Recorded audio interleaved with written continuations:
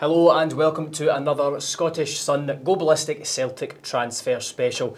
It's been a big week on the park for the Hoops and off the park. There's been plenty of talk. We know that so many of you Celtic fans out there are desperate for new signings, but Brendan Rodgers and the board have had to deal with anti-board chants during the draw against Kairat Almaty. There's clearly a lot of fan anger out there. Brendan Rodgers spoke today. He's confirming, he was even asked, could you leave? Yeah. And he's given an unequivocal answer, because there was a lot of fear out there that he could walk away from Celtic if they didn't qualify. Yeah, I think it can be sort of quiet week, as you said, Ryan. I think it can be summed up. Brendan Rodgers today, I won't do walking away, to paraphrase an old quote. Yeah, look, he's made it clear he signed a 3-year deal when he arrived back 2023. He says he's going to see it out. He says nothing has changed. He had a kind of chuckle when he said that it didn't end well the last time. Yeah, look, he's put it out there, categorical, he will not walk away from this job. So I think we can put all those sort of rumours to bed, but it just remains to be seen what transfer work Celtic do, Ryan. Yeah, because Nottingham Forest, they are rumoured to be parting ways with Nuno Espirito Santo. Now, as former Celtic coach Ange Postecoglou, I think he was there that long and I got his name right, believed to be the front runner, but there were some rumours down south that Rodgers could have been in talks there, but he's made it clear he's going to stay regardless of whether Celtic get through this now tricky second leg, similar to AEK Athens a few years ago. Yeah, and I think it's only natural that people, obviously with the ongoing kind of transfer issues and the team, and Brendan Rodgers clearly has made it abundantly clear he's not overly happy with the transfer business so far. I think it's fair to say, well, what is going to happen there? But look, as I said, he's nailed that today. He has said he's here, and now the full focus has to turn to Livingston for Celtic on Saturday, and then a really, really tough trip to Kairat Almaty. There won't be any players clearly brought in before then. It's too late in terms of UEFA deadline, so Brendan Rodgers has to work with what he's got. It's a bit depleted, and that was always a fear given Celtic's lack of, especially in the front line, transfer activity, but Celtic just need to go on with it now. So we're going to touch on some of the players that Celtic have been linked with in a moment, but another big bit of breaking news from today's press conference as we record this on Friday. Alister Johnson out for 12 weeks, so 3 months. He's going to be a big loss to Celtic because he's been virtually ever present ever since he arrived, and Rodgers has spoken as well about their plans for that position. Yeah, and I think you can always tell with an injury, first look, first glance, players' reaction, whether it's a bad one or not. I think everybody watching the game, the way Alister Johnson went down, nobody near him, the way he was just kind of lying prone in the turf, you did fear at the time, look, it's going to be a long-term one for him. That, hamstring, it must be a pretty severe one if he's out for 3 months. And you know what? Maybe it's just a culmination of all the football Alister Johnson's played. If you look at the trips he has to make with Canada, they've had Gold Cup, they've had Copa America over the last few years. He barely gets a break. He actually spoke about it during the summer and how Jesse Marsh was trying to manage it, the Canada manager, how Brendan Rodgers was trying to manage it. He'll give him some time off, but he hardly got a break. He got married in the summer, then he had to go to Gold Cup. Hardly had a break, come back in, has played pretty much every competitive game since he came back. And you know what? I'm not surprised that he kind of at some point suffered an injury like this. I just think it's a wider picture, but I think certain players from certain nations just play too much football. There's too much travelling involved, and it's clearly just came to a kind of head for Alister Johnson. So the rest might, in a really bizarre way, do him a bit of good. For Celtic, it leaves them without their first choice right back. We're going to talk about all the other positions that Celtic need to fill. They don't have their first choice right back probably until November. Brendan Rodgers has spoken today that his first look will be internally, and the man that will step up is going to be Tony Ralston in the short term. We spoke about this, Ryan. Look, Tony's 26, he's got 21 Scotland caps, he's played in huge games, Champions League, domestic games for Celtic. To me, this is why Tony Ralston's at Celtic. He is the perfect backup right back. He's a guy who, really good pro, really solid pro, has never let Celtic down. And he's here for these times where Brendan Rodgers wants to freshen his team up, and when the first choice right back, to go and compete with the first choice right back, but also when injuries happen like this. So to me, he'll step in. Beyond that, you've got Colby Donovan, young player. Brendan Rodgers again speaking really highly of him. I think everyone within Celtic can see real growth in his play. Came in and maybe played a pre-season game the year before or last summer. Looked a bit raw, but I think he's really worked on his game. Got a lot more physical, really hardy boy. and I'd imagine he'll be given a chance. He was almost at Dundee on loan. Stephen Pressley was really keen to take him to Dens Park, which shows that other managers out there are looking at him and think he can play at Premiership level, but you would imagine he'll probably stay. And beyond that, I'm going to throw a little curveball in here. We've been doing our research, Ryan. Arne Engels. Look, I know he's signed as an £11 million central midfielder, but in his younger days in Belgium and at Augsburg, he actually played, I think he only played 50 games for Augsburg or something like that. I think 6 of them came at right back. He also played at left back. But he's a guy who can play right back. He has in the past. And actually look at his attributes. Big, tall, he's physical, he's athletic, he's got a great right foot on him. I wonder whether down the line, I'm not saying it's going to be this weekend or even on Tuesday, but I do wonder down the line where Celtic, if Alister Johnson's out long term and Tony Ralston needs a break and Colby Donovan, they maybe think it's a bit too early for him. I wonder where Celtic look at Arne Engels at right back too. Let us know in the comments, Celtic fans, would you prefer to see Arne Engels in at right back over Tony Ralston?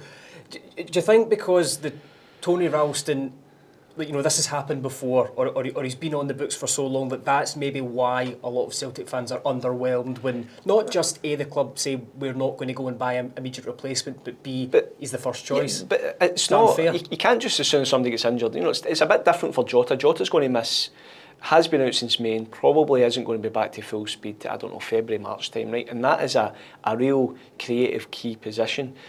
But Celtic, the standing in the club, the budget, you talk about everything. Celtic can't, you need guys. That's why Brendan Rodgers wanted to keep Greg Taylor. You need solid guys who you can trust, you can rely on, have great experience to go and push the first choice right back, to be part of a squad, but also to come to the fore during these times. And I'll say it again, Tony Ralston has got 21 Scotland caps. Steve Clarke will name his squad on Monday. I would imagine he would be in it. So, to me, he's perfect to step in. And beyond that, I'm sure he'll look at, Brendan Rodgers will look at Colby Donovan, he'll maybe think about Arne Engels, Simpson Pusy, could Dane Murray step out there? I don't think in the list of priorities for Celtic, getting a new right back is anywhere near the top. So talking about priorities, the wingers is one we'll come on to because we've been on that topic for a long time, but one that's sort of crept up out of nowhere and it will relate to this sort of injury news. Daizen Maeda sort of tugged at his hamstring at the end of the Kairat Almaty game, literally just 2 steps after he had that chance that maybe could have won the game in the end. He's still not signed a new deal. With all due respect, he probably hasn't looked at last season's, albeit very high level. Adam Maeda's also struggling with a knee knock, but could this get worse for Celtic? Could Daizen Maeda leave if a £15-20 million offer comes in? Look, I have always wondered about that. I'll be honest with you, I've mentioned it in the show, I've always wondered, because clearly there will be interest. Right? You don't score that many goals, you don't have the status and the experience and the pressing and everything that Daizen Maeda has and impressed so much in the Champions League without there being interest. So there'll be clubs in England, or probably clubs about elsewhere looking at him, keen on him, probably making contact with agents in the background, etc. That's the way football works. I said at the start of the window, it wouldn't surprise me if come the end of the window that a bid comes in. But I just wonder, with everything that's going on and the mood music around Celtic just now, Jonathan, that can Celtic afford to even entertain a bid for Daizen Maeda? To me, he, again, talk about Alister Johnson, I think he's a player that's played too much football, a lot of travelling, obviously the family issue in terms of his recent child was born and he was going to and fro Japan towards the end of the season. I don't think that helped. I think he's a guy that's played so much football. Celtic are relying so heavily on him just now because there is no other, I'm saying there is not, the wing options are limited. To me right now, and he still is, he's Celtic's number 9. He's Celtic's best striker. He's not been able to play there just now. And I just think with everything going on, Adam Maeda's struggles, Adam Maeda's injury problems as well just now with his knee injury, I just begin to think that even if it's 25 million, Celtic just need to say, whether he signs his contract or not, you're not going. So Calvin Stengs is another name that's cropped up in the last sort of few days. Now, he signed for Feyenoord for around £5 million. He's got 2 years left in his deal. This could be one of those potential loan with an option and obligation to buy, because Feyenoord will at least want to start their negotiations at around £5 million, and Celtic haven't been willing to pay that for some players already. But again, attacking midfielder, this is probably the first we've seen that can play on the right-hand side, but there's some injury worries there as well too. Yeah, and yeah, he's had his injury problems. Clearly a good guy, got Holland, Netherlands caps, and scored against Celtic, I think, in the Champions League a few years ago. Good pedigree. You would imagine that's the kind of profile that Brendan Rodgers wants. I think the key would be how fit is he? Is he robust enough to come? And as you say, Ryan, do you go and if Celtic, by all accounts, have had a look or made tentative inquiries, do you follow that up with a big money bid for a guy who has had some problems in recent years? But in terms of profile, in terms of experience and skill, talent, all that sort of stuff, yeah, he'd certainly tick the boxes. We spoke about a couple of wingers last week that kind of came from left field. I think if you look at the pedigree of somebody like Stengs, it's far higher, and I would imagine Brendan Rodgers wanting to push on with Celtic this summer, that's the kind of player to be after.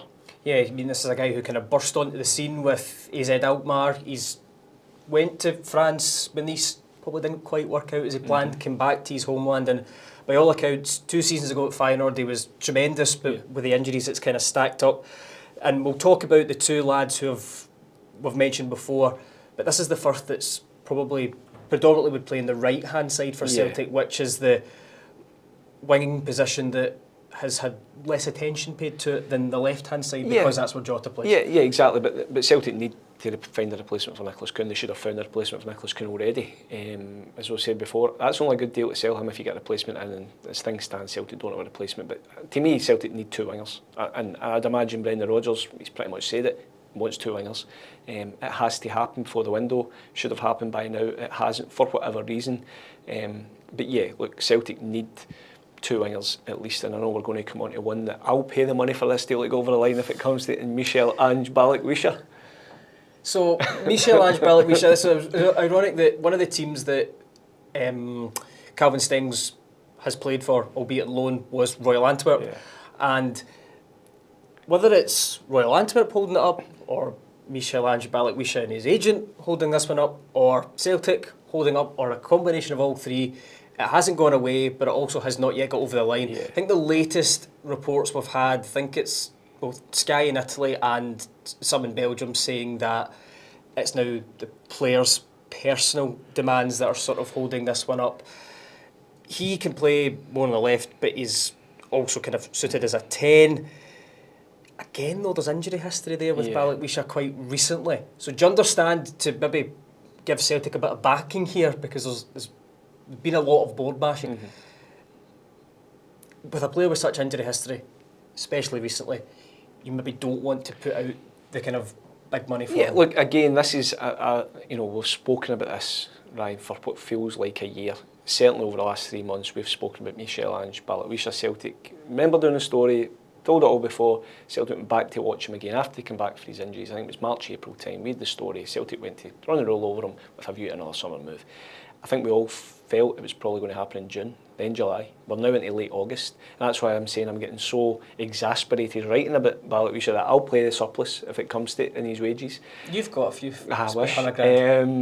But it's one that I think we stood here last week and I said I just think he will end up a Celtic player. I still think he'll end up a Celtic player. It's never going away.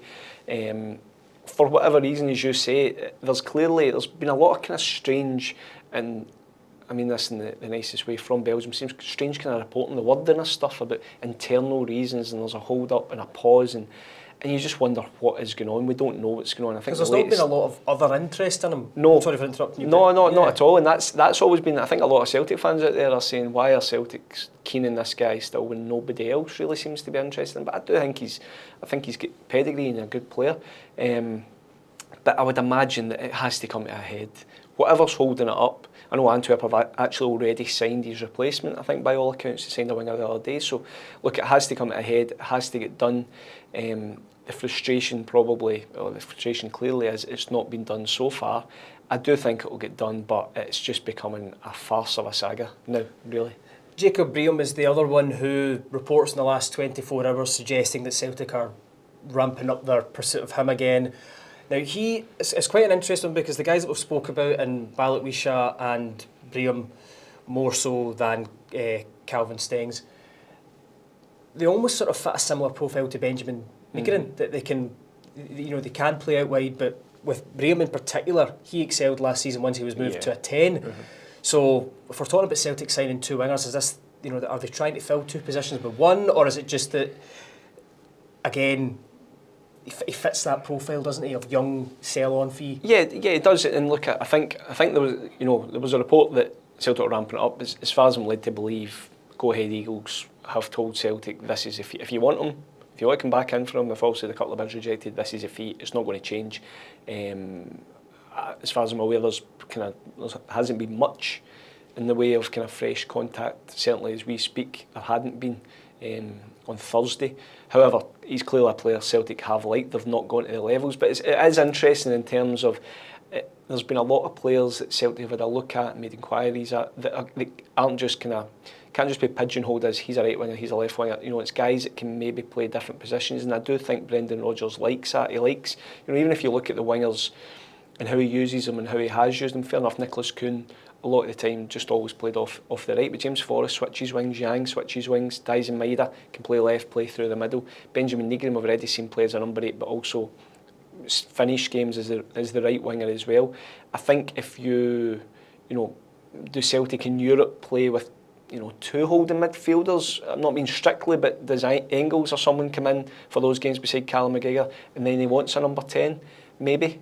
I do think it's interesting, but it's clearly an area that Celtic they need creativity. Whether it's an out-and-out winger, they need guys to go and fill those positions, and look, it's now at urgent stage. Yeah, you mentioned an urgent stage, so with any of these players that we've mentioned, we don't envisage any of them being in the door before Celtic travel to Kazakhstan next week.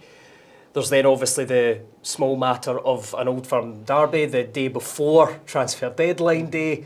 So it may be in that gap, but it will be a tight squeeze. So can you then understand why there's a large section of the Celtic support that are unhappy with a lack of urgency in the transfer market? Yeah. And if we go back a few months now, there's not been a replacement for Kyogo. Certainly, like for like, Kyogo left and another striker of similar ilk or potential has not come in. A lot of fans are asking questions about that. Yeah, and look, the Kyogo one, look, this is really ramped up after the Kairat game, okay? And it's been interesting because it's almost like it feels as if there's almost two camps, in the sense that there's people just think the board should be doing more. Others are saying, well, wait a minute, the current team and Brendan Rodgers should have done much better against Kairat. But I don't think it has to be one or the other. I think the blame has to be shared. I think both things can be right. Both things can be right. I think standing here, I think Celtic should have played far better against Kairat. They let themselves down. The players have admitted that, especially in the first half. Brendan Rodgers wasn't his greatest night in terms of maybe he looks at what happened and how the team was set up, and okay, he can only do so much, but look, he has to take his share of the blame for a kind of poor result in the grand scheme of things. But then you can also look at Celtic's transfer activity, the lack of frontline signings, and look, to me, and I get that there are clearly reasons why it's not happened. I don't for a minute think that Celtic are just saying, well, no, we've got enough, or we don't want to sign players. Celtic have been in talks for players. They have been chasing players. It's not happened. It's not. But Brendan Rodgers said the other day, it's not me that concludes the deals. Now, there could be a million reasons for that not happening, but it's not happened. So the excuses, the fans don't want to hear excuses. The fans just want to know, why has X player not been replaced? And I think that is the key thing here. We spoke about off camera, Ryan. Celtic 6 months ago drawing with Bayern Munich in the Champions League. They went out of the tournament, but I think there was a feeling then that this Celtic team, with some additions, and that was obviously Kyogo had gone by then, but it was still Jota was fit, Kuhn was there, Maeda was playing amazing through the middle. I think everybody felt that Celtic, with a couple of additions, could get better, plus that Kyogo replacement as everybody talks about. But Kyogo's not been replaced yet, really. Daizen Maeda's in, okay, but I don't think you can say that he can't be classed as a direct replacement for your talisman, your number one striker. Jota's been injured and Kuhn has been sold. Now, it's a numbers game. Brendan Rodgers said it's a numbers game. So I genuinely think the narrative, for want of a better word, would be totally different if Celtic had just signed one winger. Because the Jota one's a tricky one, because you've got a guy who you spent a lot of money on and is coming back. So I think most fans would accept a loan for him. But the Nicholas Kuhn was such a key player for Celtic. And if you just don't replace him, and you don't manage to replace him, before your Champions League, your next Champions League tie, then you can understand why fans, seeing how wealthy Celtic are asking what is going on. And I just said Celtic at that stage were wanting to get stronger in the Champions League. Celtic are now weaker in the Champions League. And I don't know what the hold-up is, because Brendan Rodgers has spoken a lot, but has never really, he was asked directly what it is, and he said, look, this isn't the forum to go in, that sort of press conference. But you can fully understand why a lot of Celtic fans out there want to know, what is the hold-up? Why are these players not being signed? And it's led to what we saw the other night in terms of sack the board. But for all that, the team that was out in the pitch should have been good enough to win that game. And it comes back to my original point, two things can be right. Celtic should be playing better. The front line that they've got just now, Maeda, should be playing better. But new faces should have been in long before now. Yeah, so there's an argument, I can imagine, that when people say Kyogo hasn't been replaced, that there may be some people who say, but we signed Maeda 6 months before and he was always going to be a replacement. Where do you fall on that one? Is it a case of, well, the facts are that a numbers game, a star player's left, doesn't matter? It was supposed to be run with both of them. Yeah, I think Celtic were far better off with both of them. I totally take on board. It's getting to the stage now where I would be really, really surprised. I think Celtic probably will still bring a striker in, but I would be really surprised if Celtic went out and spent £8-9 million on a striker. I just don't think it's going to happen. I think the priority is elsewhere. I think Celtic have been pretty clear on this. Celtic need wide players. They need a refresh. They need guys to take the heat off James Forrest, who has been an unbelievable Celtic player, but is at a stage of his career where, should he be playing every week? Does James even, he dip in and out, he'll come off the bench, do well, he'll start certain games, but you're really putting a lot of pressure on him. Yang, look, the jury's still out in Yang. Again, a squad player, but is not a guy that Celtic, having been at that level in the Champions League, should really be relying on in these games. And it just comes back to it. And I think the wide areas, all summer, and Brendan Rodgers even said it himself, it's far easier to get a top-level wide player than it is to get a top-level striker. But Celtic have failed so far to get even one in. And that's what I'm saying. See if Celtic had only signed, or had even just signed one striker, I think the mood music would be totally different. So Celtic are selling players for 15 million, 20 million, and there's been a chat as well from a lot of, not just Celtic fans, but Scottish football fans in general, that finally maybe players that are playing in Scotland are, starting to be valued a bit more. But then the replacements for those players, is it fair for the power brokers and the guys with the money at Celtic to say, well, we're finding these players that we sell for 15 million, but we can get them for 3 or 4, but it's now catching up with them. Yeah, should they be signing football more moves on. expensive? Football moves on. It was really interesting. Brendan Rodgers last Friday night was at the Celtic Falkirk game working, and he was asked at the end, I just asked him kind of pretty honestly, just about Arnie Engels, because I thought he played well, showed a real great attitude, and he went on this answer about sometimes you need to pay for potential, sometimes you can't. For all the £1 million, £2 million, a lot of them don't work. He said a lot of them aren't here anymore. And I think it brings it back to how football has moved on. Look, see if you can get, and I said earlier that Nicholas Kuhn's only a good deal if you find a replacement, but my point is, see if you can get Nicholas Kuhn for €3 million or £3 million and sell him for £17 million, that's great business. But it's pretty hard to get them all the time. And if you, as you say, Brian, the Celtic are asking for a premium for players, and other clubs have every right to ask for a premium of players. Isak Janssen was a player Celtic looked at, spoke to Rapid Vienna about, and I think the kind of fee around about them was maybe £3-4 million. Maybe Celtic had in mind. He went for 8 or 10, and that's just that's a guy who you would think probably doesn't have a pedigree of Kuhn, but isn't an absolute rookie. But that's where you find it. I think the Ben Doak one, played a year of proper senior football with Middlesbrough. Bournemouth, yes, appreciate they're in the Premier League, there's more riches there, but the stadium's probably about 5 times smaller than Celtic Park, and they've just threw £25 million for Ben Doak. It's football's moved on, and a lot of stuff gets spoken about Austin Trusty. Austin Trusty was £6 million. £6 million for an American international defender playing in the English Championship isn't a lot of money. Maeda, did Celtic overpay for them? You see some fees. I mean, I'm seeing League One strikers in England getting 11 million Look at what Birmingham are spending in players. So I think that it's I think everybody has to realise that if you are going to be in this player trading model, that sometimes the fees are just higher than you really, really want. It's up to Celtic to then say, right, how high do you want to go? Brendan Rodgers, I think, feels that, he spoke about Ida, Trusty and Engels and talking about the negativity around him, and that gets hit at him all the time. Oh look, there's £27 million of players. Paulo Bernardo was £4 million. Paulo Bernardo was £4 million for Celtic. He was Portugal under-21 captain coming from Benfica. That isn't a lot of money in this modern age. So yeah, look, I think the days of £1-2 million signings coming in, you can strike it lucky sometimes. I think the days of really low fees to then turn into a proper £20 million one are gone. And Cameron Carter-Vickers, £6 million. Look at the value you get.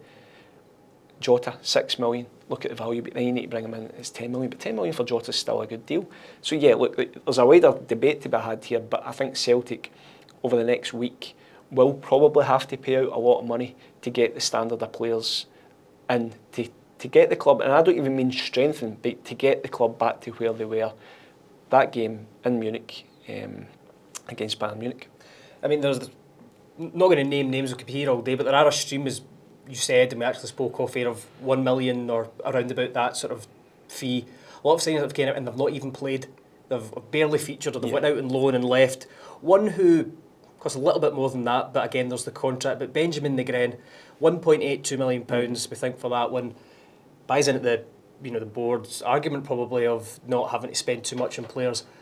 But even he said a comment that I found kind of remarkable. I've never heard a footballer when he's been asked about, comments of the board or something about a manager, and he said, "It's not up to me to sign players."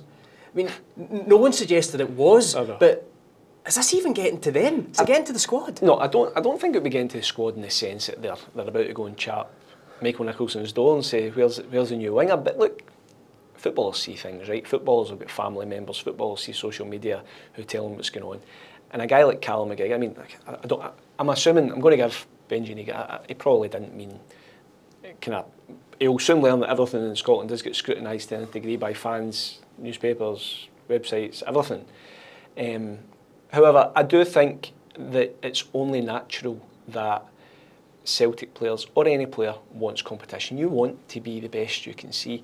And if you're Callum McGregor in that Celtic midfield and you were passing the ball to Jota at the end of the season, you were passing the ball to Nicholas Kuhn at the end of the season, those guys aren't available for different reasons. But you want to see your front guys getting a help. You want to see James Forrest getting a hand out there. You want to see Yang getting a hand out there. It's just human nature. It doesn't matter what level of football you play at, Ryan. You want to see guys that go and lift the standard, because that brings everybody, as we spoke about, Celtic just now aren't operating with a backup left back. They don't have one that Brendan Rodgers sees. It's good enough Liam Scales is having to move out there, so that's another hole they need to fill in. I just think it's human nature that players in there will be thinking, we were on to something really good last season in Europe. We think we can get back there again. As I say again, Celtic players let themselves down on Wednesday night in their performance. However, I think Callum McGregor and all those guys deserve a hand in the transfer market. It's also going to be too late for the playoff, but over the next week, Celtic need to get some players in.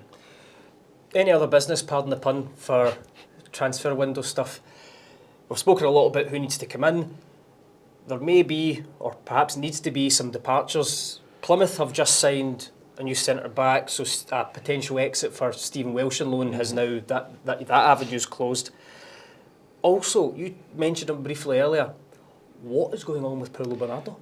Yeah, I think it's just a numbers game. I think he's found himself in terms of midfield just down the pecking order. He's a guy who I really like him as a player, but I suppose where does he fit? He's probably better. He's not going to get you 15 goals. He's not going to be dynamic and drive forward in that kind of attacking midfield role. So listen, Rio Hatate will play every week. Callum McGregor plays every week. You would imagine there's only one other place up for grabs now. Arnie Engels, Luke McCown have kind of been the second, I don't mean second string, that sounds terrible. They've been kind of coming in for the Falkirk game and stuff like that.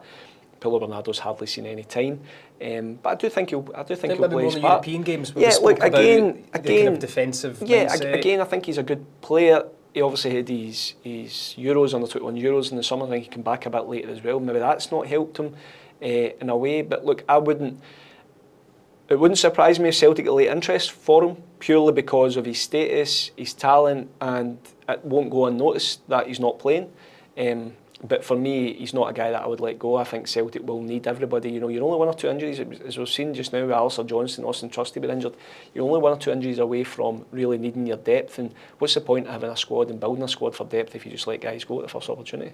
Kind of reminds me of, if we cast our mind back, Brahim Hamdani at Rangers. Yeah. Didn't always play every week in the league. I think that was more down to his fitness, but always seemed to play European games because he was safe, he was good with the ball at his feet, and I think Bernardo's maybe a similar player, so we could see him once the Champions League or Europa League campaign is underway. Yeah, exactly. And Celtic are going to play so many games, and they've got, you know, they'll be trying to win a treble. They've got all the league games. They're going to have a minimum 8 European games beyond Kairat, whatever tournament they're in. So I think someone like Paulo Bernardo will more than play their part. And as I said, look, even if Brendan Rodgers looks and thinks he might only play 15 games this season, you still need to keep him. For me, Simpson Pusy hasn't yet been given his debut. Austin Trusty, we mentioned there for other reasons, but he is struggling with a plantar fasciitis injury. If anyone has ever had that, you know that this is the thing that just goes away in a couple of weeks. So could we see him, Simpson Pusy, very soon? And indeed, how worried would Celtic be about Austin Trusty's potential fitness issues? It's an issue, and I think Brendan Rodgers alluded to the fact that it's a very painful thing, and it's a hard one. Sometimes you need an operation to sort it as well. Simpson Pusy, he didn't do a pre-season really. I don't think he did a full pre-season, so you don't just come in and walks in unprepared, but he's here to play. Like I said it right at the start when he signed, Man City clearly had so many options for him. I know pretty much every top team in the Championship wanted him. He's here to play. I think you'll see him very soon once he gets up to speed. I wonder if the Partick Thistle Premier Sports Cup game maybe penciled in for him. In terms of a full debut, we'll see what happens in that one. Dane Murray's clearly there as well. But yeah, Celtic, Brendan Rodgers said last week that he needs 5 centre-halves. He wants 5 available centre-halves for the season.